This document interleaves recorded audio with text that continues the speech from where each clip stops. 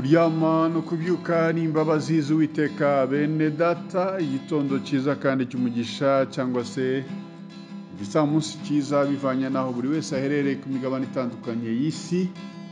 Mwese mwemeye kwifatanya natwe gusangira ifunguro ry'umunsi kandi rya buri gitondo.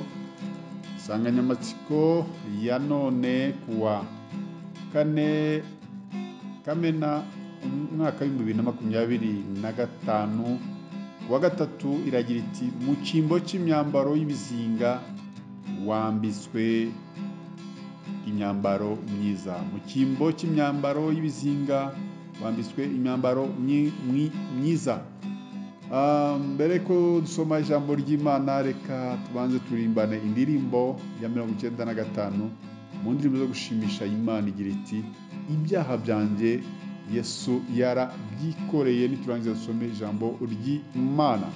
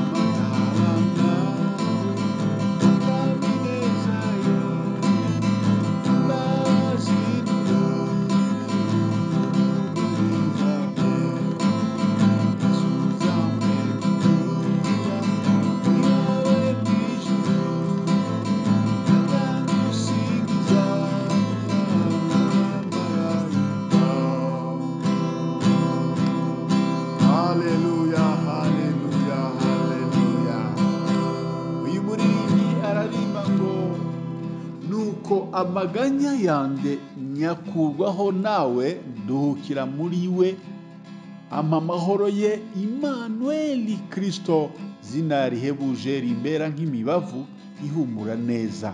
Icyampa nkaba nkawe, akampa ineza ye n'imbabazi n'ubuntu n'ubugwaneza bye, Yesu uzampe gutura iwawe mu ijuru, nkajya ngusingizanya n'abamarayika.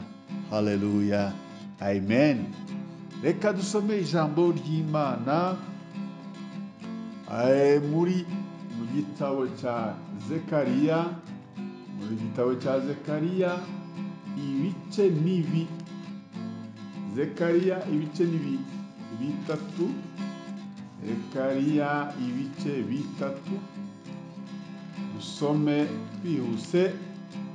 Zekariya ibice bitatu, umurongo wa mbere tugeze kuri karindwi. Aravuga ngo ibice bitatu, ariko umurongo wa mbere haravuga ngo,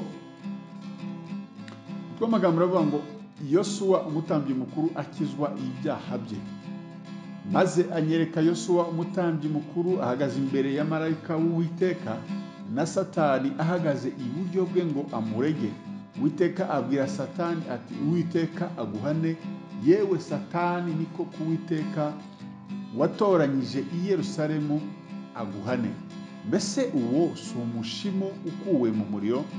Kandi Yosuwa yari yambaye imyenda y'ibizinga ahagaze imbere ya marayika. Marayika abwira abari bamuri imbere ati, nimumwambure iyo myenda y'ibizinga. Maze abwira Yosuwa ati, ngukuyeho gukiranirwa kwawe, kandi ndakwambika imyambaro myiza cyane.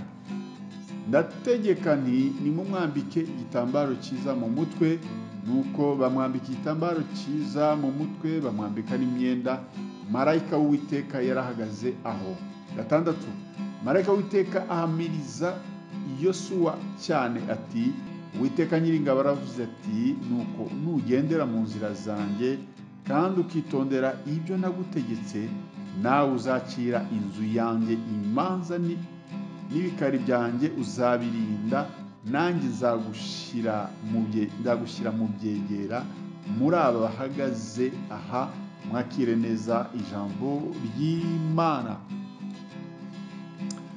Iyo umuntu yambaye umwenda wera, uko awutindanye niko ugenda urushaho kugenda uwandura cyangwa se uzaho ibizinga, kandi ntamenya igihe biba byawugiriyeho, ndetse ntamenye ikiba cyabiteye. Rimwe na rimwe watambuka mu bantu bakaryana inzara, ntihagire n'ukwegera ngo akubwire ko umwenda wambaye wajeho ibizinga cyangwa se wanduye, ahubwo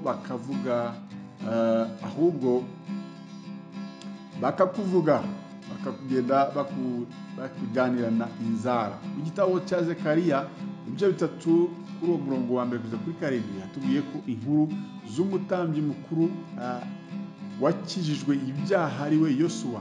Satani aho yamuregaga imbere y'Uwiteka yerekana ibyaha bye, ibi bye gusa, ariko ntiyerekane n'ibyiza. Uwiteka aramubwira ati, aguhane yewe Satani. Yosuwa yari yambaye imyenda y'ibizinga ahagaze imbere ya marayika. Maze marayika abwira abari bamuri imbere ati, nimumwambure iyo myenda y'ibizinga.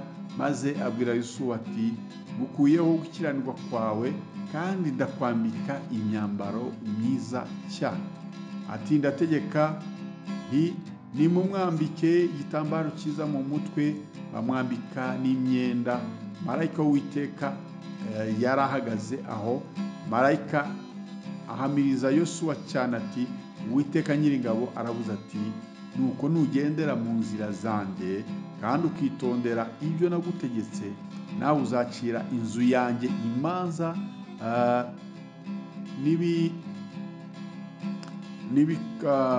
n'ibikari byanjye uzabirinda, nanjye nzagushyira mu byegera muri aba bahagaze aha.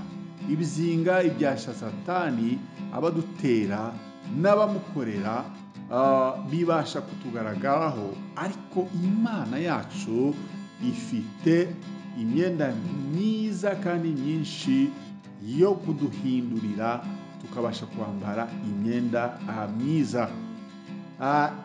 Ibizinga ibyasha bagiye bagutera bikakwanduza imyenda, bikanduza imirimo yawe, bikanduza ubuhamya bwawe kandi utabifitemo uruhare, kazamo ibizinga. Imana irayikwambuye, ikwambitse imyenda myiza, ntawe uzongera kukwanduriza izina ryawe, ntawe uzongera kukwanduriza imyenda yawe. Amaraso ya Yesu Kristo niyo yeza ibyaha twakoze, tugacya. Mu cyimbo cy'imyambaro cy'ibizinga, Imana ikwambitse imyambaro myiza, mwene data, humura kandi ukomere. Ijambo ry'Imana ridufashe kandi tugire neza mu izina rya Yesu, amen. Data, turagushimiye ko ari wowe ujya uduhindurira imyenda nk'uko umubyeyi ahindurira umwana imyenda, natwe ukaduhindurira imyenda iyo dufite ibizinga Satani yaduteye, abantu baduteye, batwanduje, uraduhindurira ukongera ukatwambika imyenda myiza. Urakoze rero mwene data uri muri ibi bihe, waba warahuye n'icyo kibazo, nyemerera umwambaro umwenda w'ibizinga, wongera umwambike umwambaro mwiza cyane. Urakoze Yesu, akarama bana natwe muri yose, ni mu izina ryawe ryeretse tumusenze, amen.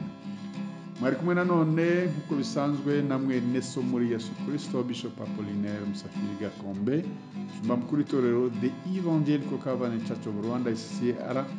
Imana y'amahoro ikomeze kubana namwe mwese bene data, bifuje kugira umunsi mwiza n'akazi keza.